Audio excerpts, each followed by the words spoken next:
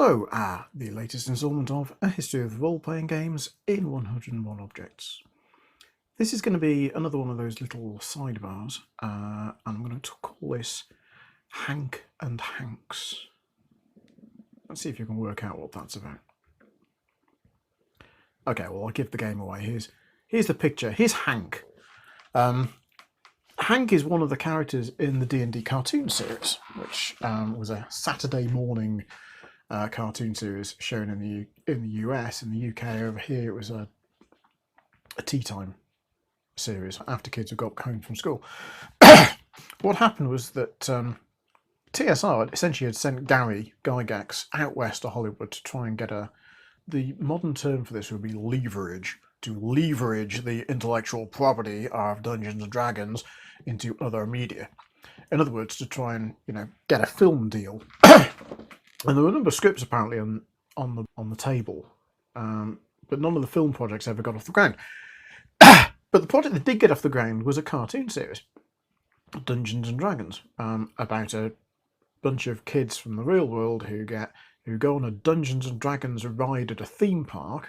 Do such things exist? I don't know. And get essentially taken through some sort of portal and end up in the world of Dungeons and Dragons.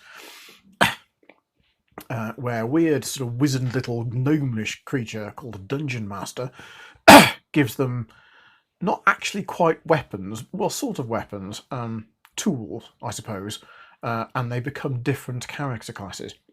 Post-Unearthed Arcana character classes, they're sort of first edition AD&D, but they're first edition AD&D after Unearthed Arcana came out, because one of them is a thief acrobat and one of them is a cavalier. So from memory, Presto is a magic user on the left there. I think is that Diane, who is a thief acrobat. Hank, who is the leader of the group, don't just hate him, or already just hate him. And he's a ranger, and he's got a bow. Bobby with the horns is a barbarian. He rarely actually gets to hit anything that's moving. He generally hits the ground and things fall down. His big sister, I forget the big sister's name. I think she was a thief. And Eric, who is my favourite character, who seems to be the one who gets sort of hated by everybody else, despite being essentially the most normal and likeable, as far as I can see, of the characters. Eric is a cavalier. He's a cavalier who doesn't get a weapon. This being an American kid show at the time, we can't have people with swords hitting people, so he gets a shield, and that's it. The thief girl gets a cloak of invisibility. Hank has a bow. Diane, the thief acrobat, has like a magic pole for pole vaulting, because she was a gymnast in school, you see. And Presto has a bag that it can pull items out of. I suppose like a bag of holding. It's pretty dire, if we're being honest. It's watchable for comedy value. I've got the DVD box set. You'll often see it mentioned as a classic example of a really hard DM, in that essentially the first monster that they encounter, essentially as first level characters, is Tiamat. A really badly animated Tiamat. It's, as I say, it's not great quality. It's not particularly well written. It's the kind of American kids show where there's a message every episode. The message is quite tedious usually. So I don't remember at the time anybody ever really liking it. I see it more positive press for it nowadays, actually, as a sort of nostalgia thing, possibly from role players who were a bit younger than I was.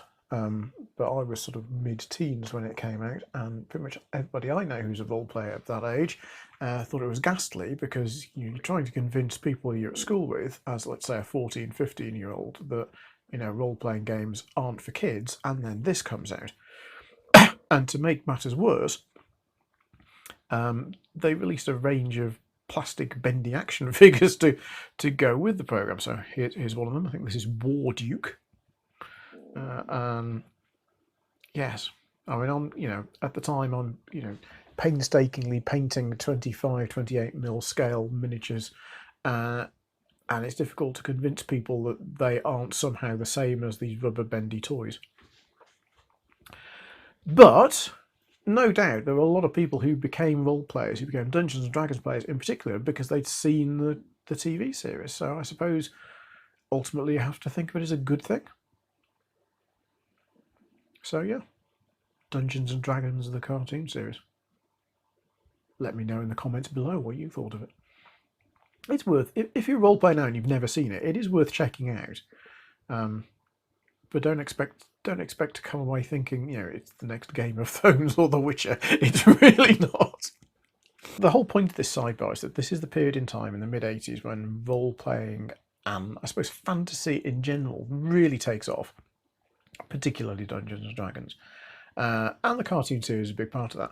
Another big part of that, particularly in the UK, was Fighting Fantasy game books, created by Steve Jackson and Ian Livingstone, who were two of the three co-founders of Games Workshop. There had been Choose Your Own Adventure books before, and continued to be afterwards. TSR had their own Endless Quest series, but the Fighting Fantasy ones were rather more sophisticated in the combat system. It wasn't just a case of turning to an appropriate page, you actually had to roll dice to see if you killed the monster and so on. The picture we've got here is The Warlock of Firetop Mountain. That was the first one, written by both Livingstone and Jackson.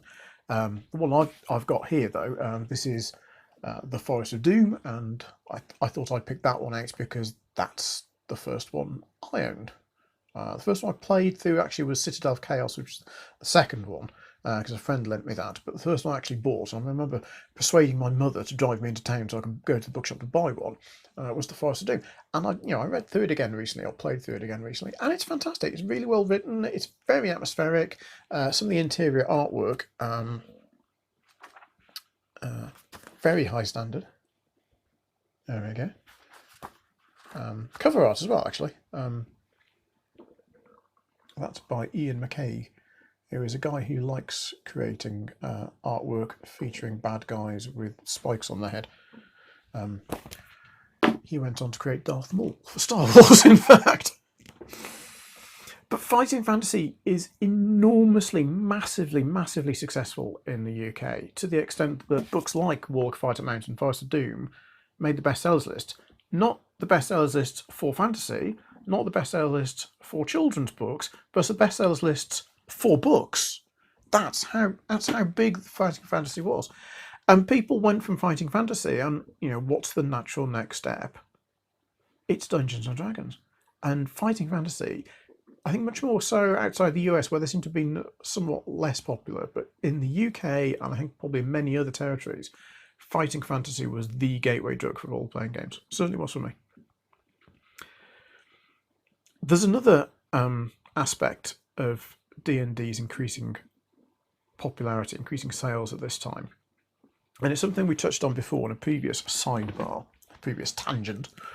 And that's the, if you remember the case of the guy that went missing in the steam tunnels, and that got national media exposure for Dungeons and Dragons. And I showed you the graph where the sales of Dungeons and Dragons shot up.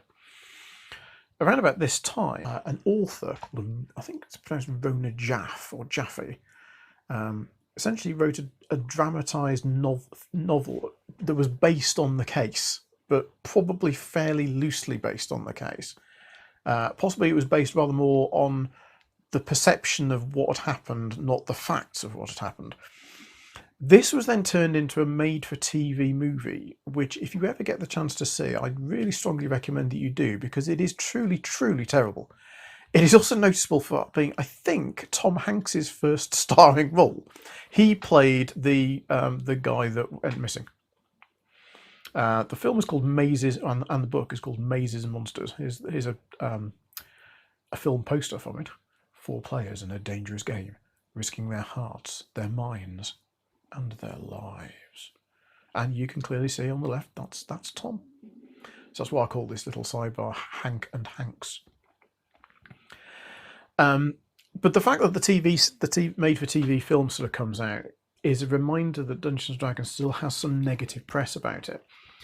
And around about this time, there is another suicide, and a woman called Pat Pulling, whose son it was who committed suicide. And again, she ends up blaming Dungeons & Dragons. She starts an organisation called Mothers Against Dungeons & Dragons, clearly blaming Dungeons & Dragons for the suicide of her son. And this is also the point where strange religious groups get involved in D&D. Particularly the idea that anything connected with fantasy is the same as Satanism, which I must say I find utterly bizarre, and I think it seems to be a particularly American thing.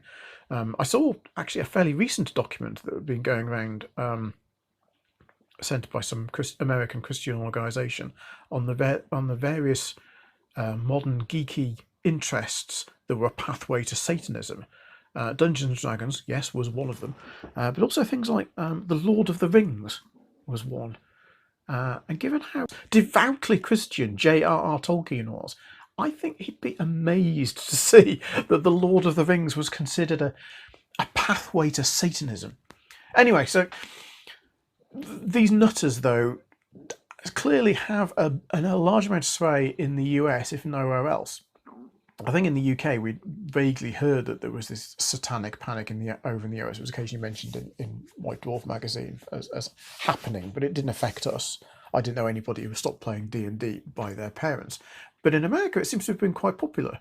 You know, people had to convince their parents that they weren't Satanists because they had a monster manual, or you know, they weren't allowed to play it in school, or they weren't allowed to play it in church halls, that kind of thing. A large part of this, there's a Christian cartoonist in America, a guy called Jack Chick, who apparently I think is the most published cartoonist of all time in terms of how many of his cartoons have been printed. He self-publishes them. They're called Chick Tracts, and there was one of them about Dungeons and Dragons. Here's an extract from it. To be fair, I think he's a good cartoonist. He draws well. The setup is young girl sort of joins a D&D society, starts role-playing, and her character dies. Or no, somebody else's character dies. Whereas her character gets goes up in level, and apparently, here you go.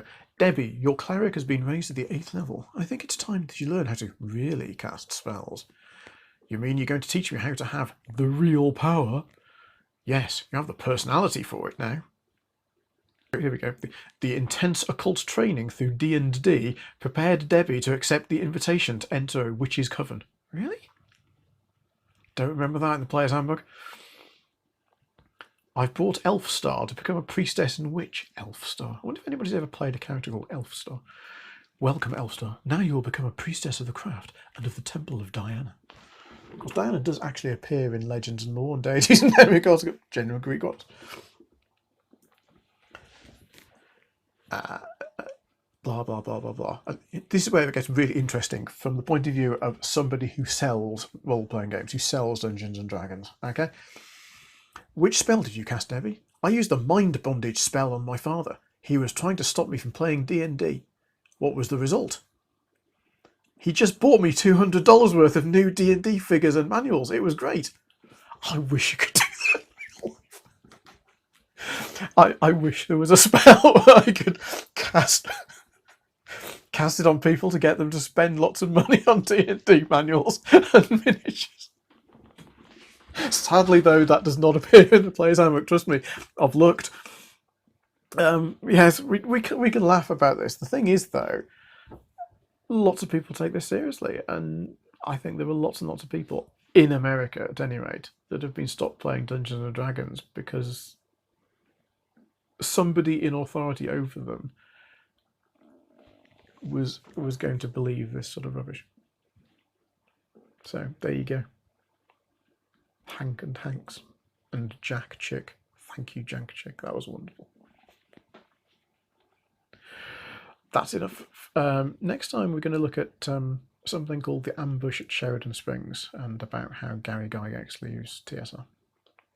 Until then.